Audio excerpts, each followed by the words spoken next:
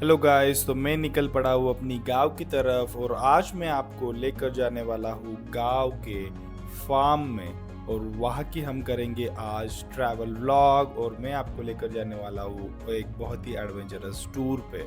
तो अगर आप देख रहे हो तो ये जो हम आज खेती में जाने वाले हैं ये खेती होगी मैरीगोल्ड के फ्लावर्स की और पोमोग्रेनेट। तो अगर आप देखोगे तो ये है मैरीगोल्ड के फ्लावर्स और यहाँ पर है पोमोग्रेनेट के पौधे।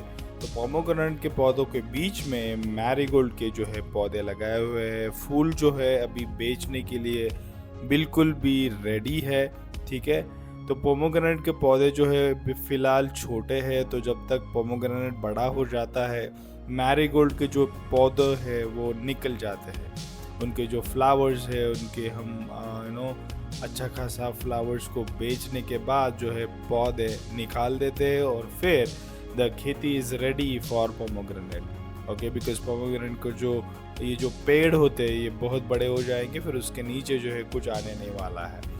तो वो बड़े होने से पहले जो है हम मैरीगोल्ड निकाल लेते हैं। तो अगर आप देखेंगे तो ये रहते हैं पौधों की साइज ऑलमोस्ट 1 से 1.5 फुट के बीच में जो है ये मैरीगोल्ड के पौधे रहते हैं। और अगर आप देखोगे तो ये फ्लावर्स जो है ये एक स्पेसिफिक वैरायटी के फ्लावर्स है। There are an number of varieties. अगर आप आगे देख रहे हो तो ये है येलो कलर के मैरीगोल्ड के फ्लावर्स और यहाँ पर है ऑरेंज कलर के मैरीगोल्ड के फ्लावर्स। देखने में बहुत ही ज़्यादा बेहतरीन लगता है, ये आंखों के लिए बहुत ही रिलैक्सिंग होता है।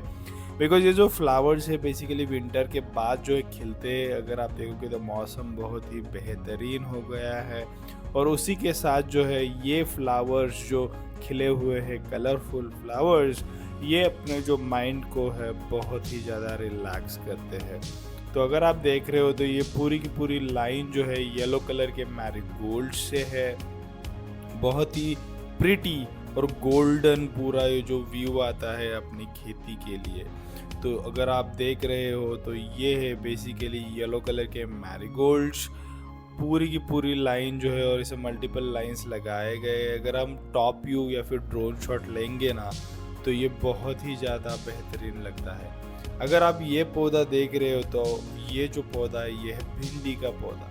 तो अगर आप देखोगे तो इसको जो है फ्लावर्स लगे हुए हैं एज वेल एज भिंडी लगी हुई है। अगर आप देख रहे हो तो ये मेरे हाइट से भी ज़्यादा बड़ा है गाइस। तो अगर आप देखोगे तो ये इतना बड़ा हो जाता है। तो ये है, अगर आप देखोगे तो ये भिंडी में भी ना छोटे छोटे छोटे कांटे लगे रहते हैं। अगर आप इसको तोड़ने का कोशिश करोगे तो वो कांटे जो है आपको अच्छा खासा ईचिंग पैदा करते हैं। ठीक है, तो ये है फ्रेश फार्म की भिंडी। अगर आप देखोगे कितनी फ्रेश है अगर आप मार्केट से लेने को जाओगे तो आपको 2-3 दिन पुराना माल मिलता है। तो ये है भिंडी का पौधा।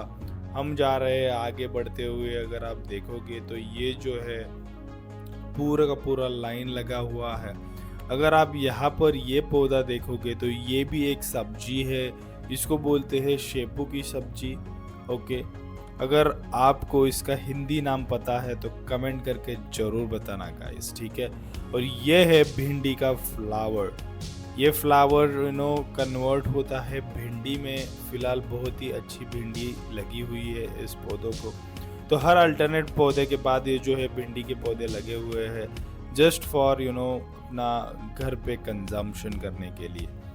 अगर आप देख रहे हो तो इसमें मैंने बहुत ही ज़्यादा फ़ोटो शूट करा हुआ है अपने S24 अल्ट्रा के फ़ोन से। ये वीडियो भी मैंने उसी से ली गई है।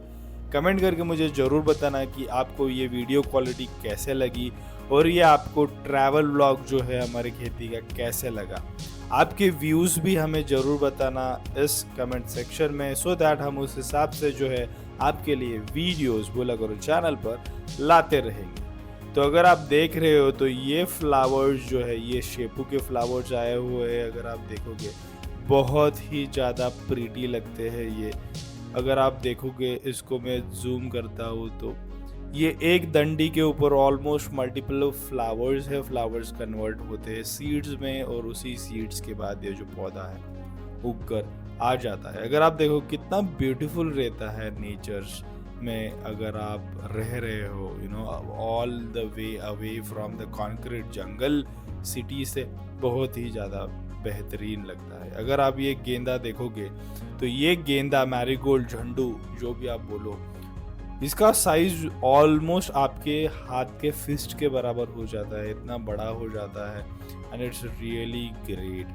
Farmers are doing really a great job. I really love these people because they are really servicing अपना nation, right? Because ये सब चीज़ें हमारे लिए वो लोग उगा के दे रहे हैं, and that is a really a great stuff. एक मैसेज इसमें मैं पहुँचाना चाहता हूँ कि because farmers are doing a lot of hard work, government and government related supporting agencies जो है फार्मर्स को अच्छा रेट दे, ताकि जो है उनको मोटिवेशन मिले फॉर फार्मिंग। बिकॉज करंटली अगर आप देखोगे तो there are lot of issues farmers are facing. अगर आप वेदर की बात लोगे तो वेदर में उनकी फसल बहुत ही ज़्यादा ख़राब हो जाती है, उसके ऊपर उनको कोई भी कंपनसेशन नहीं मिलता है। अगर आप देखोगे तो उनको रेट्स भी नॉट दैट इफेक्टिव मिलते हैं। तो the agencies can work on so that they can help farmers get best valued prices उनके खेती के उत्पाद के लिए। तो ये था हमारा ट्रैवल व्लॉग बोला करो पर।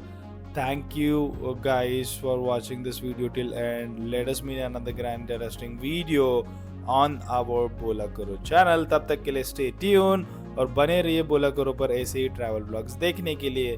तो चलिए बाय।